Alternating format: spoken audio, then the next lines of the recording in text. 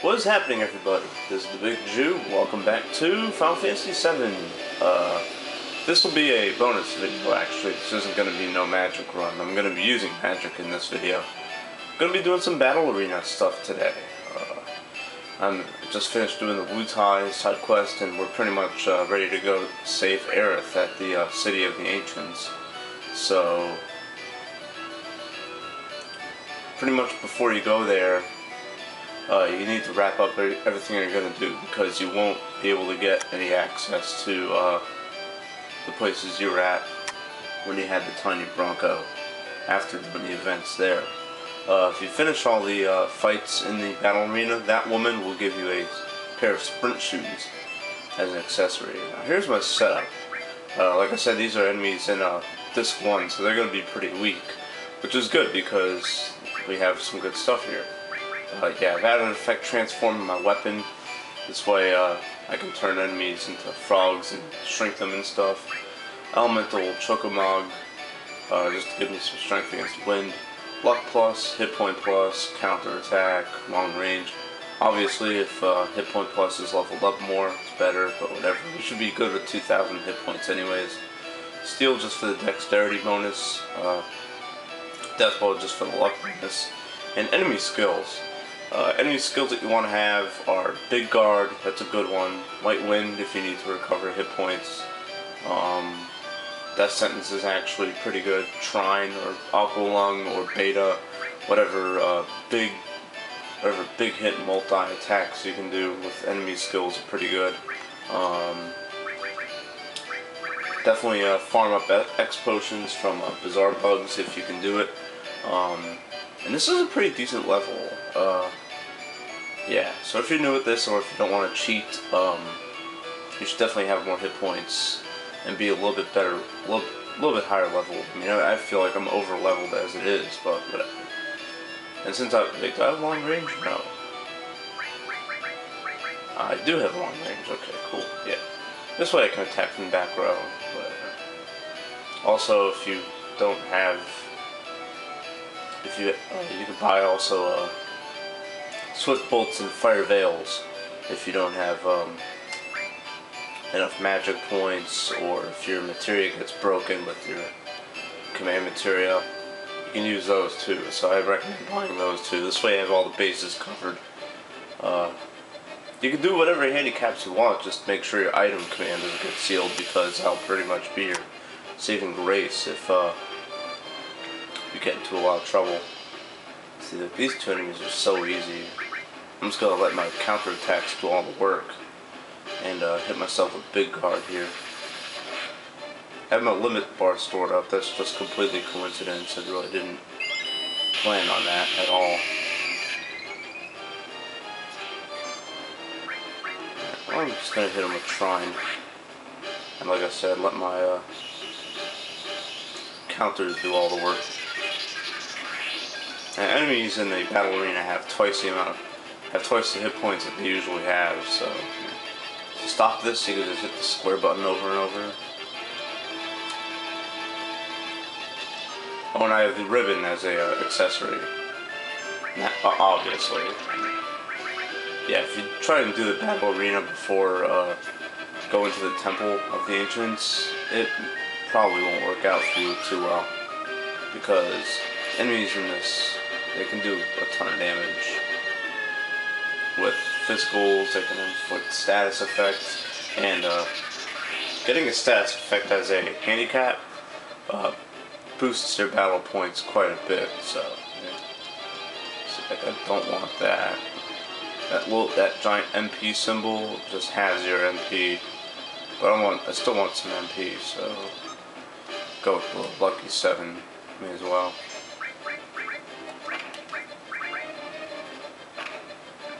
And don't automatically go for the most crippling handicaps. I mean, it costs 10 GP per fight, and you can win GP at in the Chocobo races pretty easily with Gil, if you just have a lot of Gil on you.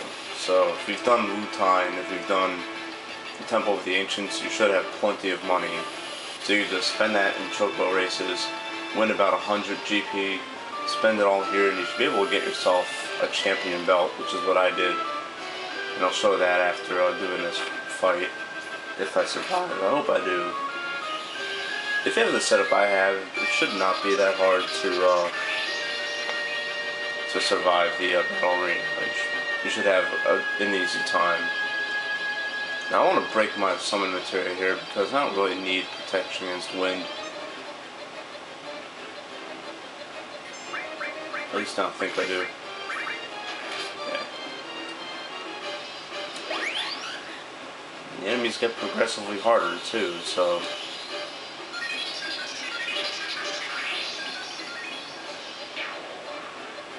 I mean, I just put in Elemental Chocobo Mog just because I didn't really expect anything out of it.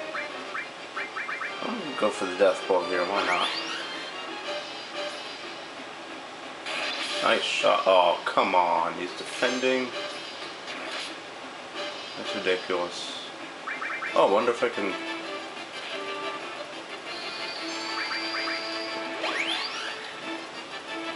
wonder if he, no, he's gonna do one. It's gonna do 1 damage regardless. This is where you want to use Death Sentence. This way he'll just die in a minute.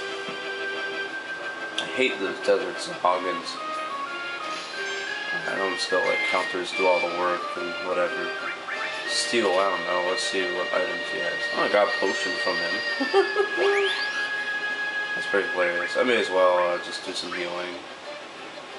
I would use White Wind, but White Wind costs too much money, or too much too many magic points.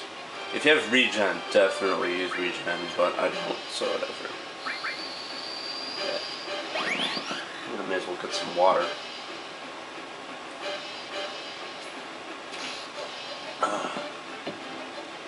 Yeah, stupid Sahagin. Using your shell, cover yourself, it's lame. Yeah, as the fights go more and more, you can probably stand to lose some, to get some materia broken with the handicap, this way you can increase your battle points and stuff, but earlier on, just stick to the status effects, maybe level downgrades, hit point and magic point halves, if you can do it. Like, I would prefer losing half my magic points and half my hit points, but whatever. Let's see, do I want to keep my summon materia? Yeah, I do. So in this case, I'm just going to have half my magic points. There we go. I know it's cheating, but whatever. I mean, if you were to do this in the normal way, you'd have to really over-level, because a lot of those handicaps could be really, really crippling. For example, breaking purple materia, that would be awful, because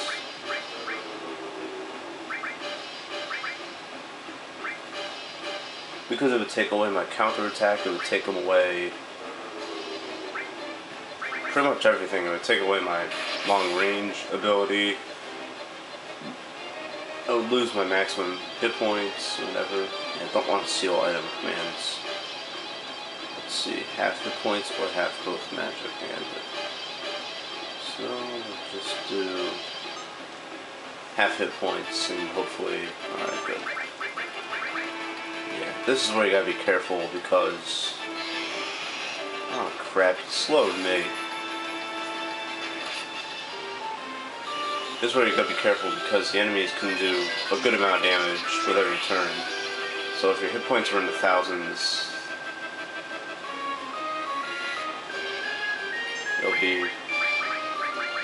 you'll be a lot weaker, you'll take a lot less hits, and you won't be able to calculate what you have to do as easily.